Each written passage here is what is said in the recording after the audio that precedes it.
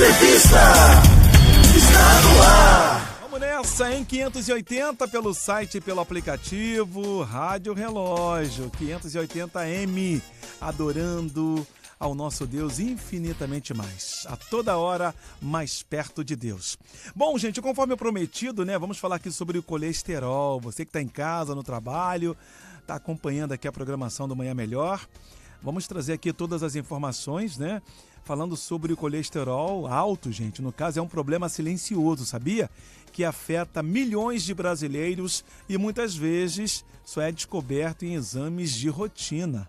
Não é verdade? Pois é, além da alimentação inadequada, sedentarismo e até fatores genéticos, né, podem influenciar diretamente na saúde do coração.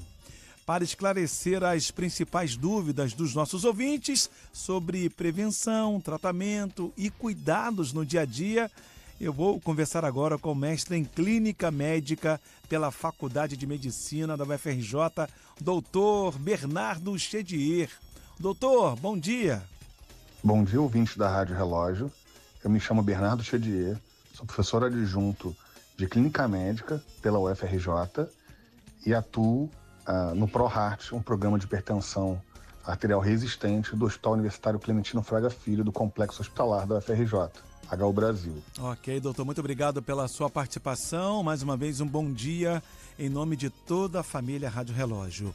Doutor, já trazendo aqui a primeira pergunta, o que mais faz o colesterol subir no dia a dia de todos nós? É uma dúvida muito importante, né? Eu tenho certeza as pessoas que estão em casa acompanhando, né, estão querendo saber, como eu também estou aqui na curiosidade.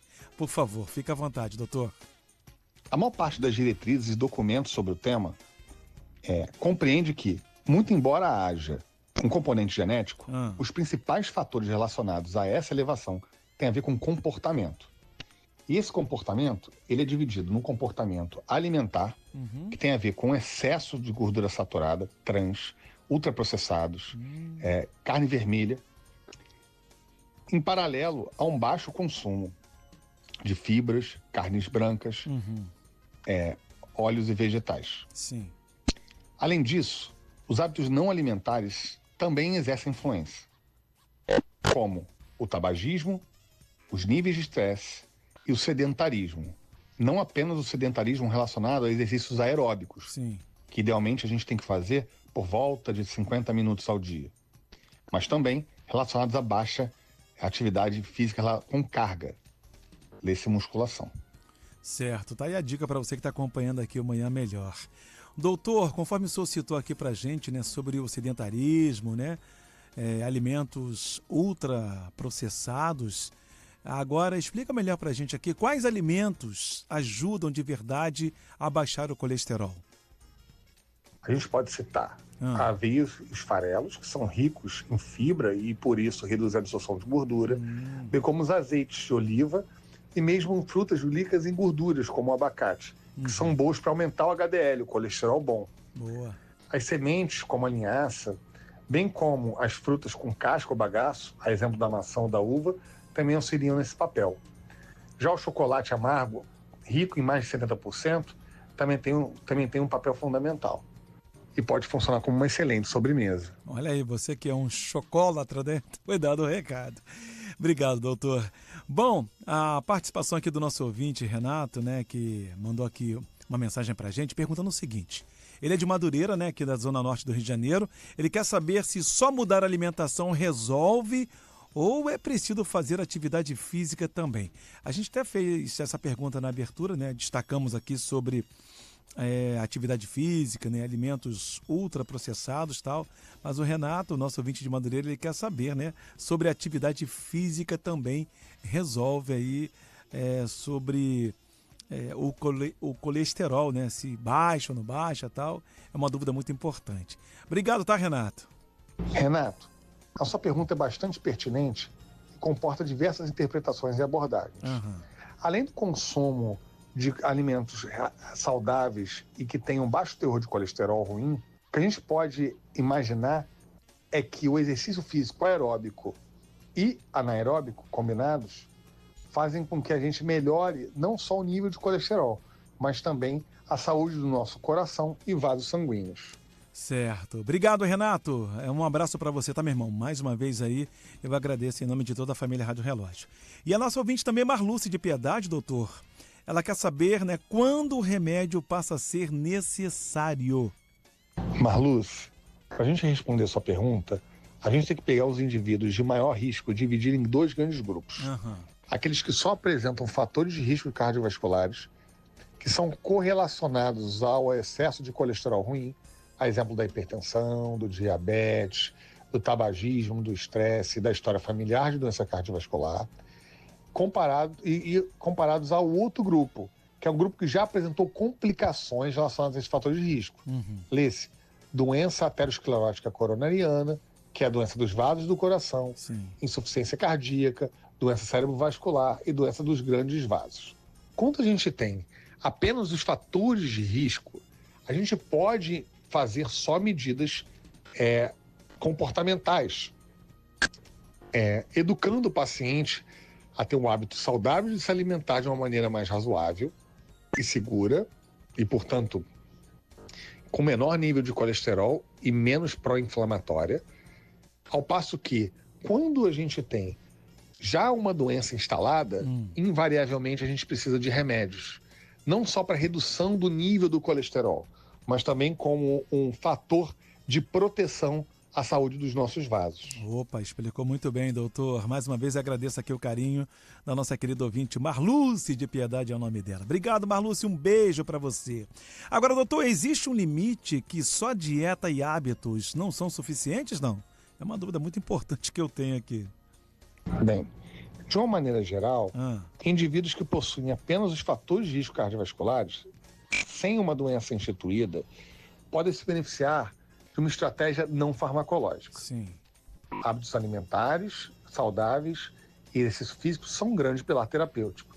No entanto, aqueles indivíduos que têm uma associação de fatores ou o desenvolvimento de doenças cardiovasculares associadas, invariavelmente precisam de medicamentos.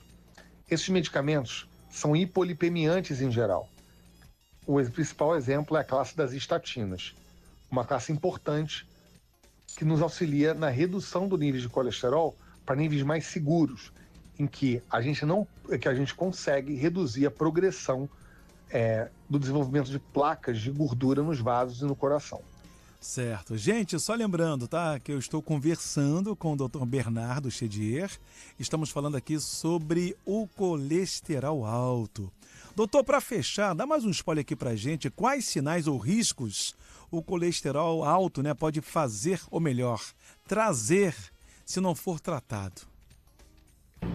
Caso o LDL colesterol, o colesterol ruim, não seja bem tratado e seus níveis séricos se mantenham elevados, os órgãos principais do corpo podem vir a sofrer, principalmente em interface com os vasos.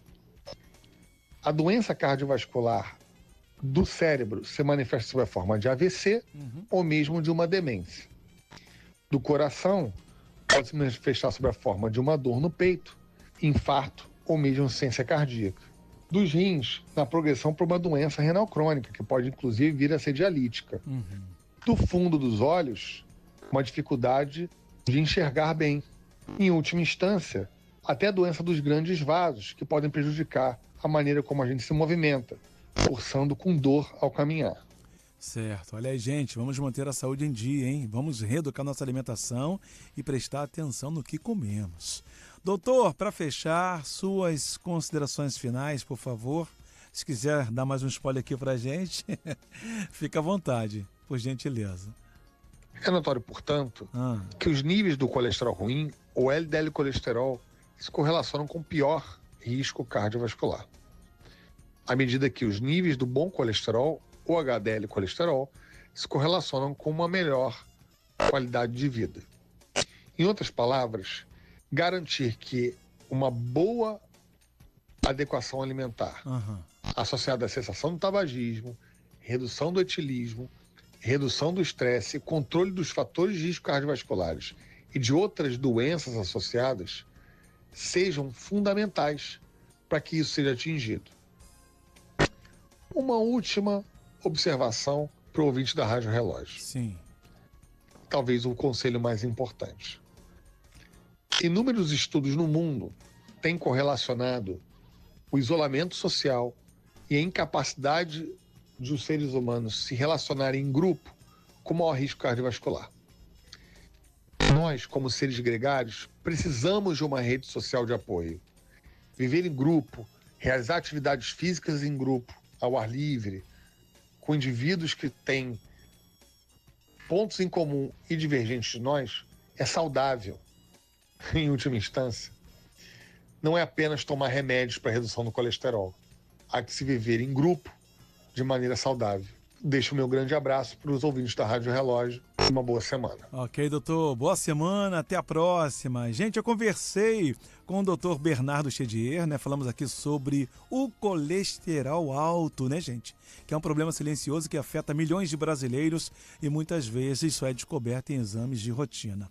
Lembrando que quem ficou interessado, quer ouvir de novo, ouviu só uma parte, essa entrevista ficará disponível a partir de amanhã em formato de podcast nas principais plataformas digitais. Essa edição fechou, meu povo!